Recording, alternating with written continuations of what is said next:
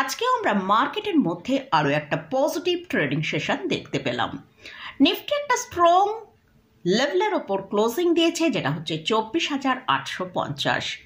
অর্থাৎ Nifty 34 point পজিটিভে, Sensex 143 point পজিটিভে ক্লোজিং দিয়েছে। কিন্তু ব্যাংক নিফটিতে আজকে একটু প্রেশার ছিল, ব্যাংক নিফটি 71 পয়েন্ট নেগেটিভে ক্লোজিং দিয়েছে।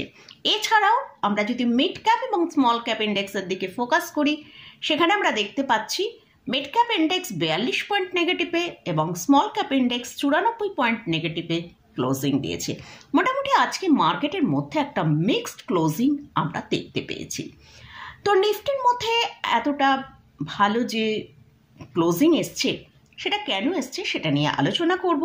এর সাথে সাথে আগামীকাল নিফটির এক্সপায়ারি আছে, নিফটি ব্যাংক নিফটি কীরকম ট্রেড করবে সেটা নিয়ে আলোচনা করব।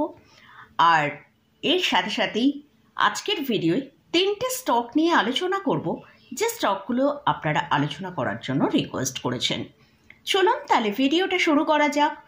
ভিডিও শুরু করার আগে বলি, চ্যানেলটা যদি সাবস্ক্রাইব না করে থাকেন তাহলে চ্যানেলটা সাবস্ক্রাইব করে নেবেন, আর পাশে থাকা বেল আইকনটা প্রেস করে রাখবেন। আমি ভিডিও আপলোড করার সাথে সাথে আপনাদের কাছে ভিডিওটা পৌঁছে যাবে। তো আজকে আমরা যেটা দেখলাম মার্কেটের মধ্যে, ওপেনিং টাইমেই আমরা দেখেছি নিফটি হায়ার লেভেলে ওপেন হয়েছিল 24,890-এ। সেখান থেকে নিফটির মধ্যে আমরা একটু সেলিং আসে, সেখানে আমরা নিফটিকে লো তৈরি করতে দেখি 24,771। তারপর নিফটির মধ্যে কিন্তু আমরা ভালো একটা বাই দেখতে পেয়েছি। নিফটি যে হাইটা তৈরি করেছিল 24,902 এবং ক্লোজিং টাইমে আমরা ক্লোজ পেয়েছি 24,855-তে। অর্থাৎ নিফটি কিন্তু আজকে একটা ভালো জায়গাতেই ক্লোজিং দিয়েছে, যেটা 24,850-এর ওপরে। তো গতকালই আমি আপনাদের সাথে শেয়ার করেছিলাম, যদি নিফটি 24,850-এর ওপর ট্রেড করতে শুরু করে, তাহলে কিন্তু নিফটির মধ্যে আমরা একটা ভালো আপসাইড মুভ দেখতে পারি, যেটা ওপর দিকে 24,880 থেকে 24,910 পর্যন্ত। মোটামুটি আজকে দেখলাম সেই জায়গাতেই কিন্তু নিফটি হাই তৈরি করেছে। তো এই যে নিফটির মধ্যে এতটা বাই এসছে, সেটা কেন এসেছে দেখুন। আগামীকাল নিফটির মান্থলি এক্সপায়ারি রয়েছে, তো সেজন্য কিন্তু আমরা গতকালও দেখেছি এফআইসরা তারা সেলিং প্রেশারটা কমিয়ে বাই তারা করছে। আজকেও যেটা স্ক্রিন দেখে বোঝা যাচ্ছে, এফআইসরা একটা স্ট্রং বাই করছে। তো এর সাথে সাথে ডিআইসরাও কিন্তু গতকাল তাদের যে বাই করেছে, সেটা প্রায় 6,000 করোড়ের ওপর তারা বাই করেছে। তাই কিন্তু আজকে আমরা মার্কেটের মধ্যে এতটা স্ট্রং পারফরমেন্স দেখতে পেলাম। তো আগামীকাল নিফটি যেহেতু মান্থলি এক্সপায়ারি আছে, তো সেতে মার্কেটের মধ্যে কিন্তু একটা ভোলাটিলিটি থাকতে পারে। তো আগামীকাল নিফটি ব্যাংক নিফটি কীরকম ট্রেড করবে সেটা নিয়ে আলোচনা করব। তার আগে আমরা একবার গ্লোবাল মার্কেটের দিকে ফোকাস করব। গ্লোবাল মার্কেটে আমরা দেখতে পাচ্ছি এশিয়া মার্কেটের নিকাই সেখানে 46 পয়েন্ট নেগেটিভে, হ্যাংসেন 382 পয়েন্ট নেগেটিভে ক্লোজ দিয়েছে। এবার আমরা যদি ইউরোপ মার্কেটের দিকে ফোকাস করি, সেখানে ফিটস 20 পয়েন্ট নেগেটিভে ট্রেড করছে, কিন্তু বাকি ক্যাক্স এবং ড্যাক্স একটা ভালো পজিটিভে কিন্তু সেখানে ট্রেড করছে।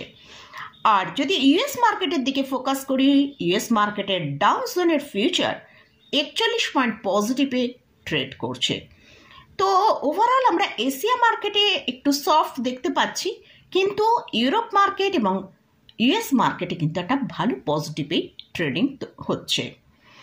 তো আজকে নিফটি ক্লোজিং দিয়েছে একটা খুব স্ট্রং লেভেলের কাছে ক্লোজিং দিয়েছে, যেটা 24,850-এর ওপর। নিফটির জন্য এখন যেটা স্ট্রং সাপোর্ট, সেটা হচ্ছে 24,770 থেকে 24,800।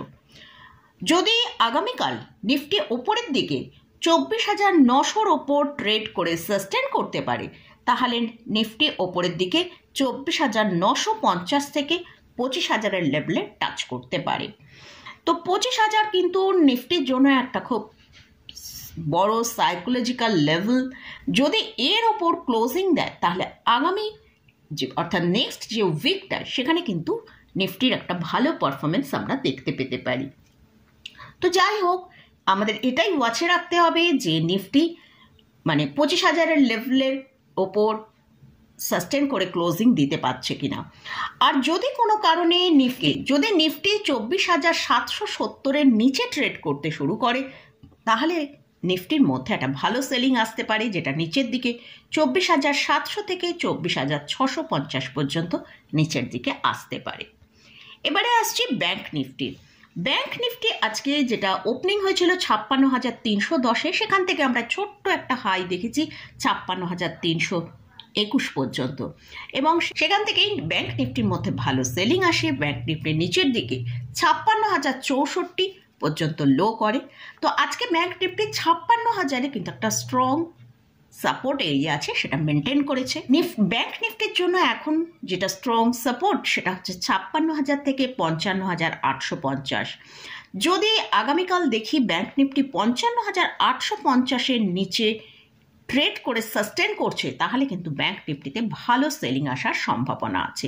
ব্যাংক নিফটি যদি আগামীকাল 56,370-এর ওপর ট্রেড করে সাস্টেন করে, তাহলে ব্যাংক নিফটি ওপরের দিকে 56,530 পর্যন্ত আপসাইড আসতে পারে।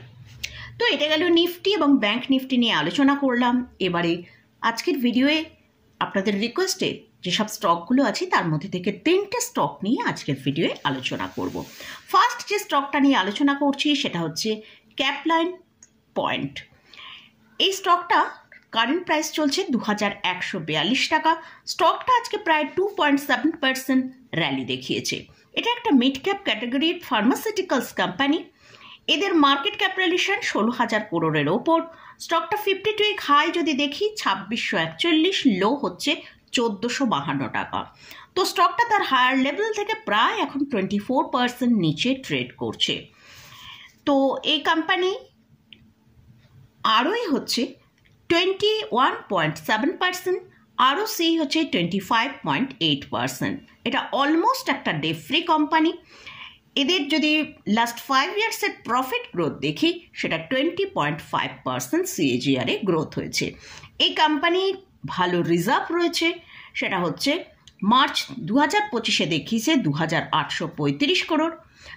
কোম্পানির ফান্ডামেন্টাল কিন্তু ঠিকঠাকই রয়েছে। কোম্পানির যে শেয়ার হোল্ডিং প্যাটার্ন আছে সেখানে যদি আমরা দেখি, প্রোমোটারের হোল্ডিং আছে, একটা খুব স্ট্রং হোল্ডিং রয়েছে, যেটা 70.56% মতন প্রোমোটারের হোল্ডিং রয়েছে।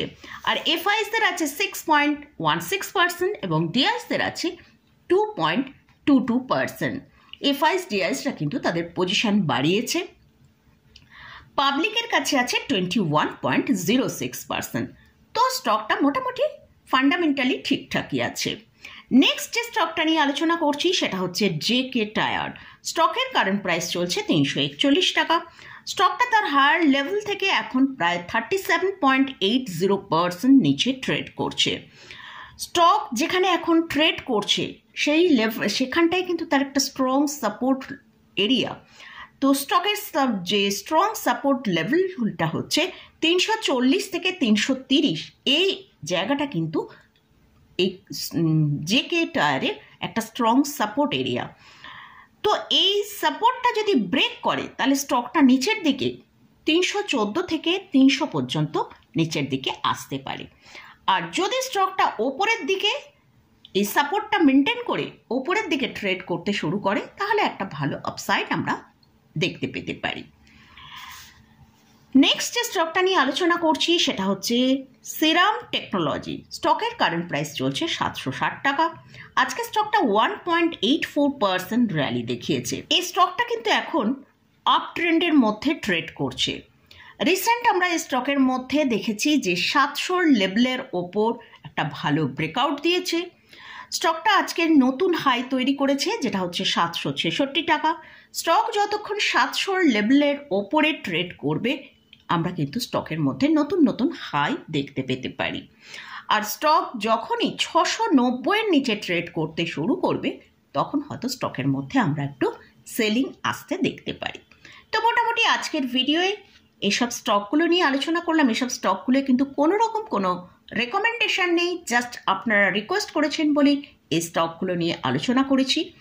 তো এই স্টকে বা ইন্ডেক্সে কোথাও যদি কোনো পজিশন নিতে চান, তার আগে ভালো করে চার্ট অ্যানালিসিস করে নিয়ে তারপরই পজিশন নেবেন।